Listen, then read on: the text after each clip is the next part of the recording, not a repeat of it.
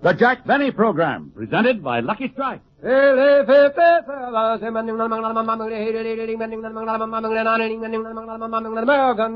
cigarette, it's the tobacco that counts. And today, tomorrow, always... LSMFT. No doubt about it. Lucky Strike means fine tobacco, and fine tobacco is what counts in a cigarette. So remember... LSMFT. Lucky Strike means fine tobacco. Yes, fine tobacco. Season after season, at market after market, independent tobacco experts, auctioneers, buyers, and warehousemen can see the makers of Lucky Strike consistently select and buy that fine, that light, that naturally mild tobacco. Fine, light, naturally mild tobacco. Real Lucky Strike tobacco that means a fine smoke for you. Yes, for your own real deep-down smoking enjoyment, smoke that smoke of fine tobacco, Lucky Strike. So round, so firm, so fully packed, so free and easy on the draw.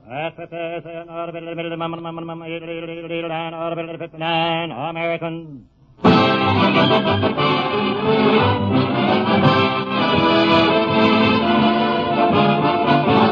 The Lucky Strike program starring Jack Benny with Mary Livingston, Phil Harris, Rochester, Dennis Day, and yours truly, Don Wilson.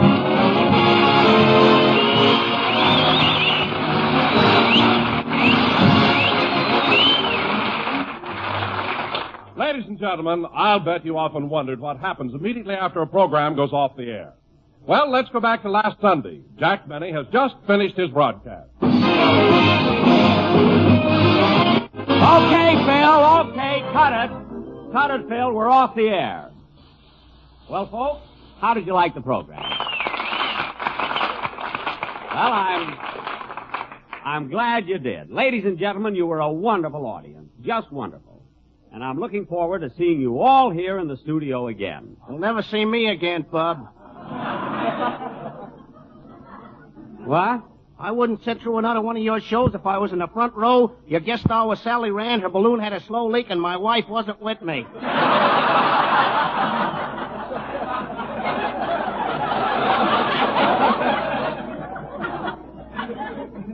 Well.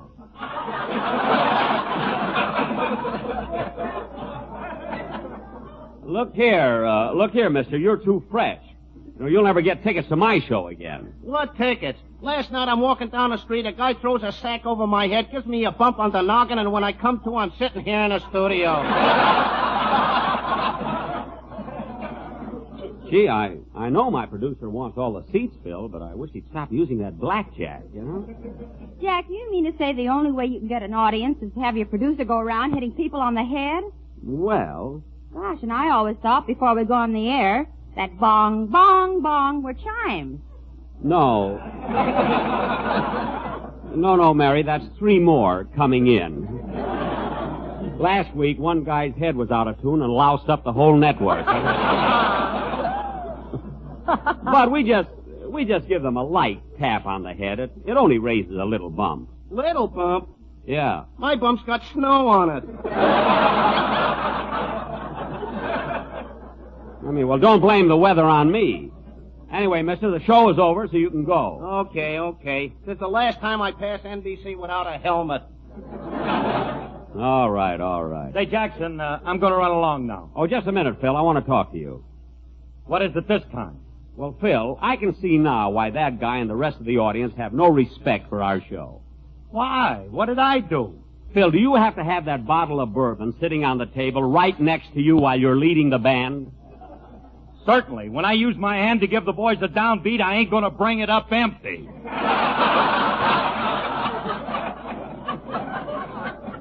What? Can I go now, Jackson? The ice in my pocket is melting. Phil, I can't understand you.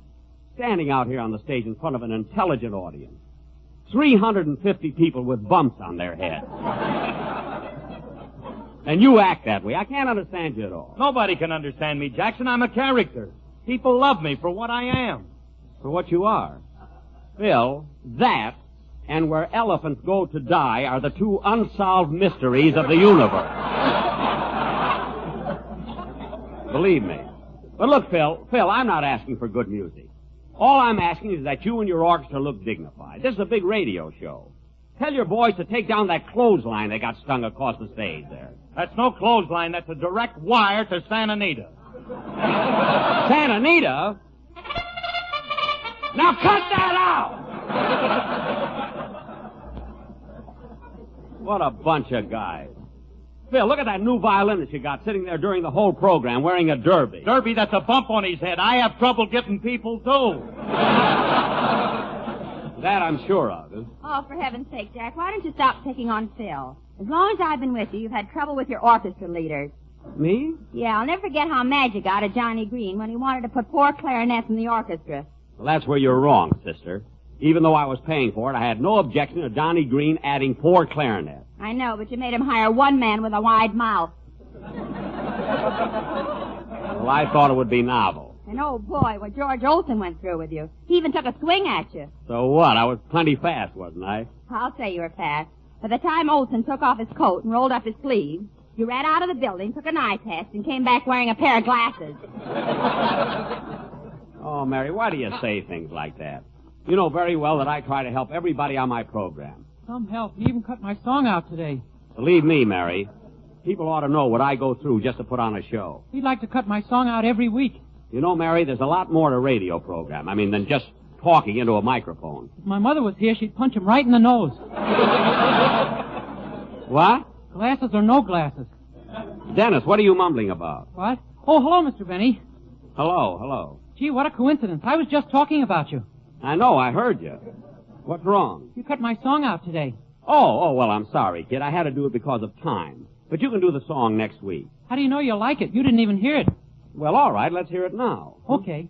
Oh, come on. Pardon me, Mr. Benny. What? I say, pardon me, Mr. Benny. Oh, hello, Mr. Kitzel. Hello. Oh, hold it a minute, Dennis. Yeah, I thought you were never going to get here.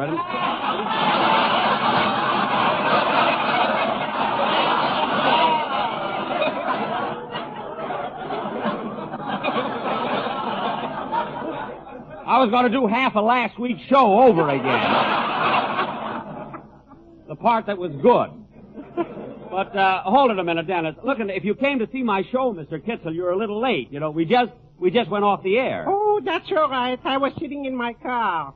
Well, did you like the program? Did I like your program? I missed it.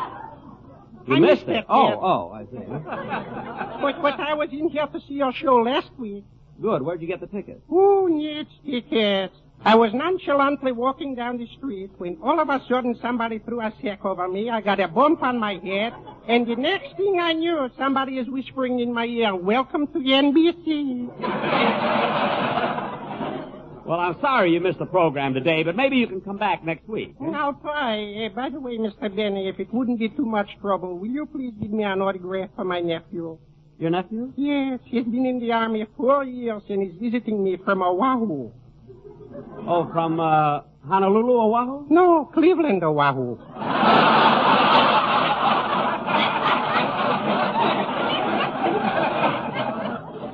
That's Ohio. Oh, yes. Anyway, here you are, Mr. Kitzel. Here's my autograph. Thank you. You're welcome. Goodbye, Mr. Kitzel. Goodbye. Try to get here earlier next time.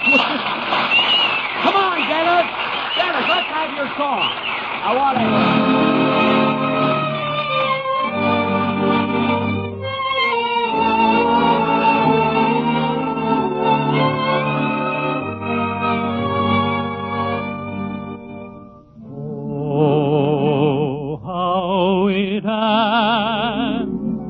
On the night we were wed,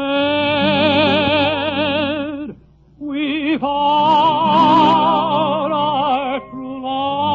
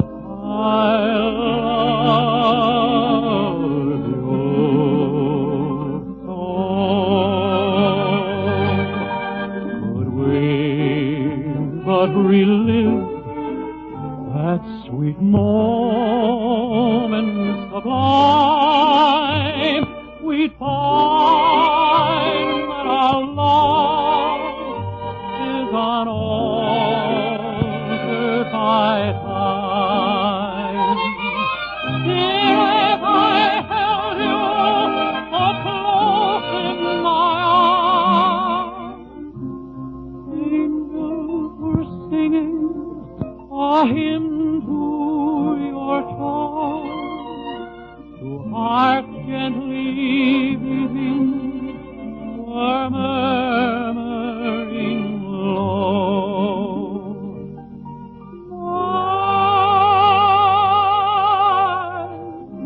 Darling, I love you.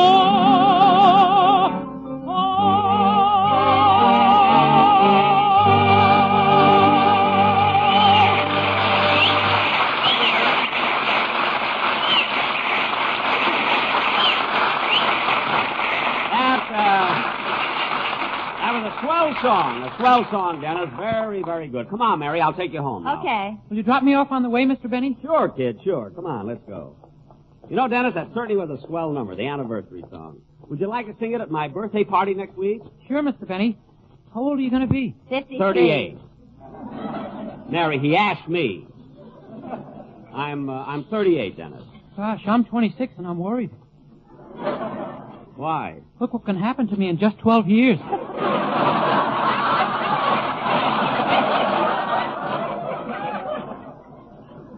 Well, don't worry about it, kid. Everything will be all right. Oh, say, kids, before we start for home, let's go in the drugstore here and get a soda. Huh? Okay. Here are 3 stools here. Let's sit here. All right. Oh, there's that same soda clerk. I can't stand him. Well, my heart didn't go pitter-patter when you came in, Blue Eye.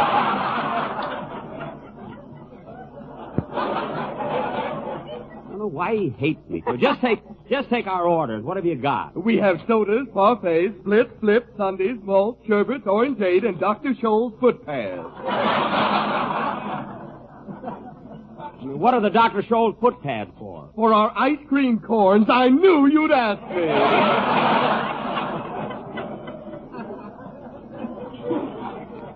Oh, brother, I'd like to point him out to my producer. Waiter, give me a chocolate soda. Yes, ma'am. What about you, Dennis? Give me a banana split. I hate them, but I've got to have something expensive now that I've got my own show. Oh, fine. And what are you going to have, Headless Valley? Look, clerk, why is it I can... Oh, Jack, let it go. Just give me your order. Okay, give me a vanilla ice cream soda. Say, Jack, have you ever seen one of those soda clerks who can throw the ice cream up in the air and catch it in the glass? I can do that. You can? Certainly. What's this? Smith, sorry.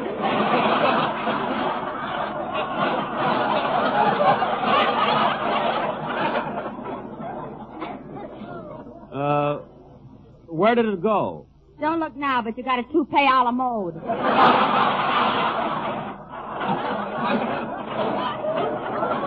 What? You mean that scoop of ice cream is on my head? Waiter, do something about it. All right, all right. What's taking you so long? I'm putting a cherry on top.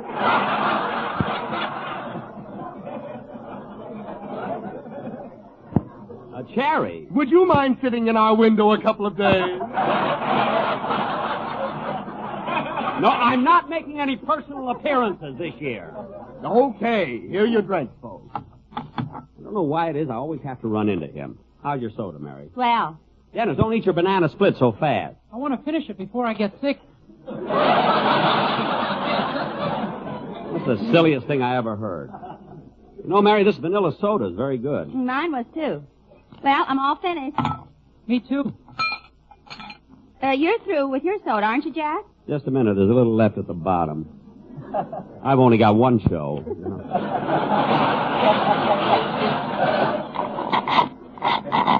Oh, Jack, come on. Just a minute. If you strike oil, the glass belongs to me.